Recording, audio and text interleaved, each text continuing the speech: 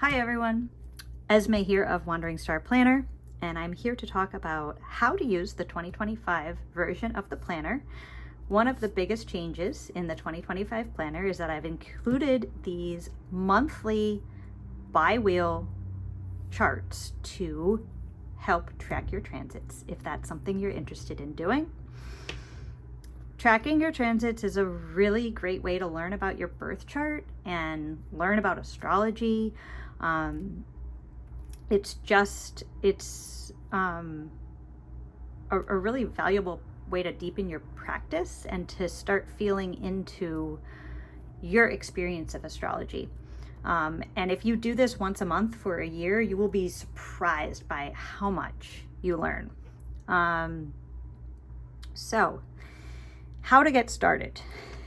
We, in the first video of this series, we talked about your birth chart. So we're going to assume that you have your birth chart. We're using Venus Williams for an example here. And we're going to just draw in our birth charts. So draw your birth chart around the inner ring here. I always start by putting the symbols in. And I think that there's a lot to be gained through writing things out by hand. So if you're wondering why I'm suggesting kind of doing this rather than just looking at a computer printout, it's because I've gained a lot from writing charts out by hand. I think it's a really great tool for learning, for meditation, for allowing your brain to just absorb the information in a way that is more intuitive, more natural. So here we go. We have Venus Williams here. We're going to do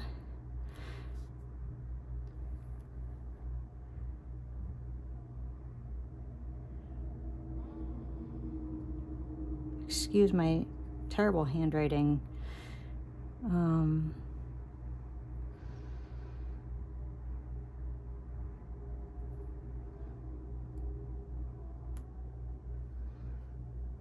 All right, and I remember from we did the printouts here, I sometimes have been not including Uranus and Neptune in my birth charts, but for 2025, we're getting so many big changes that I have been including them in my personal practice a lot more. So there we have the inner chart. Venus Williams. So if you're wondering, okay, great, that's just my birth chart. I know how to do that, but where do I go from here? I got you.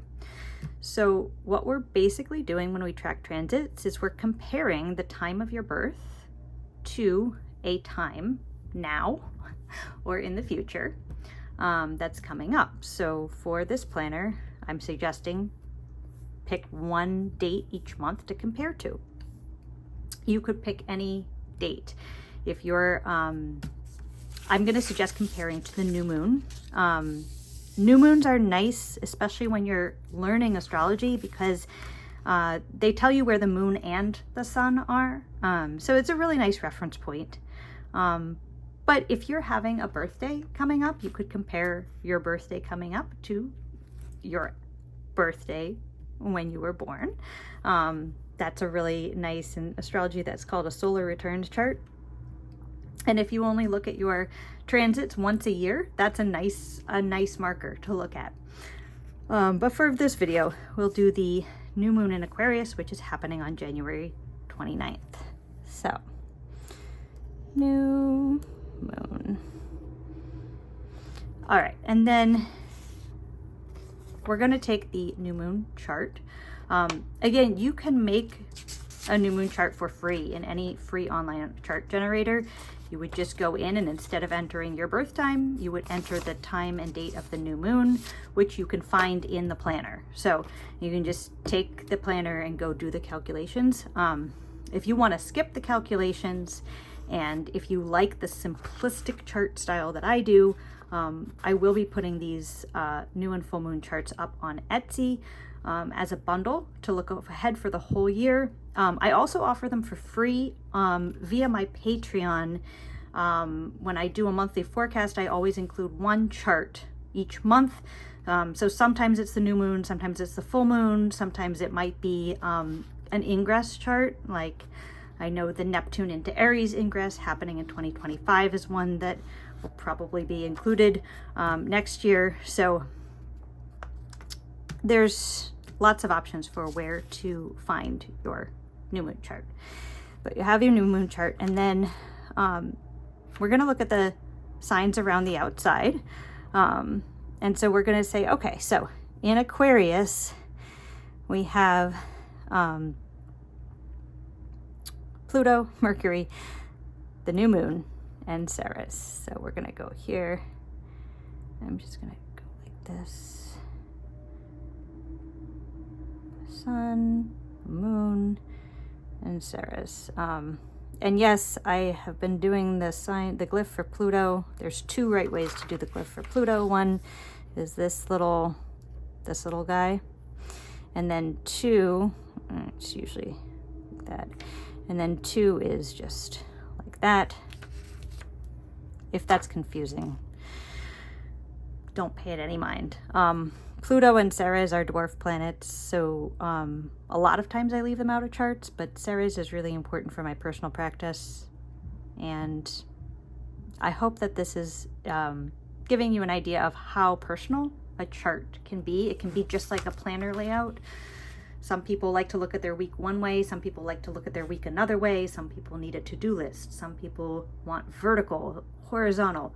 All the different ways to personalize can be applied to birth charts too. And then in Pisces we have Saturn, Venus, and Neptune. So we go to where Pisces is. Your chart might be different if your rising sign is different, but you would just find Pisces, and then in the outer ring, right, Saturn, Venus, and Neptune.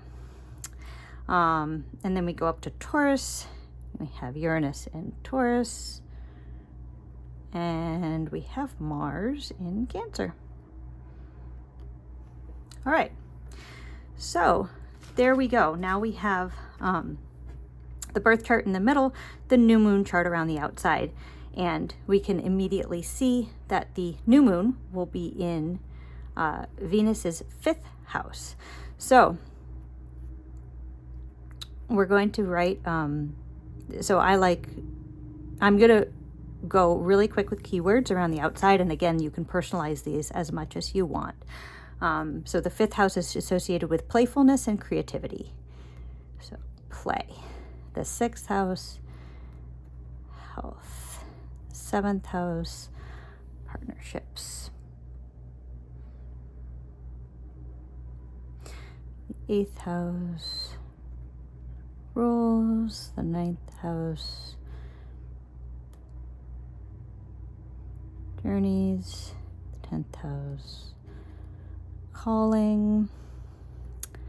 The 11th house, community. And you can see I'm already riffing on the keywords that I had in the beginning, so you can please feel free to do that. The 12th house is mystery, self, money,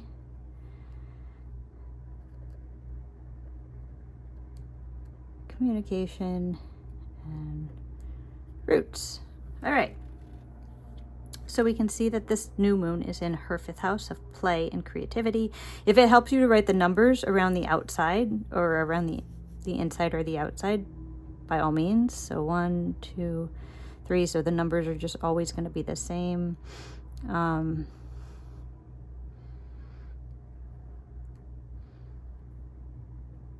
what you'll notice if you do this every month is that you'll notice certain things that you write, you just will feel like, oh, maybe I don't need that anymore. Like for me, it's the numbers. But given that I know, the numbers are very tied to house topics in astrology, and oftentimes kind of used as a shorthand to reference that. Like, so if that's something that you like to do, you like to reference the house topics with numbers, you might want to keep them there.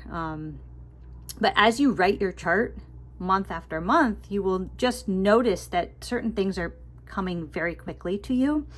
And after, like, say you do this for 6 months, you might notice that your birth chart is actually coming really quickly to you, and you're kind of like maybe ready for a change. So at that point, you could flip these. You could put your birth chart in the outer ring, because that's something you're writing every month, and you're really studying your birth chart. You're really getting to know it. And then you could put the new moon in the inner ring, so that maybe that highlights the aspects of the new moon a little bit more for you. That is completely, totally a great way to do it. So definitely have fun and play with this. And yeah, I suggest changing up your keywords like every month, or at least kind of touching base and being like, all right, do I want to change this, or is it still feeling relevant? Like, make it feel very relevant, make it feel very timely. Astrology is about being in this moment in time.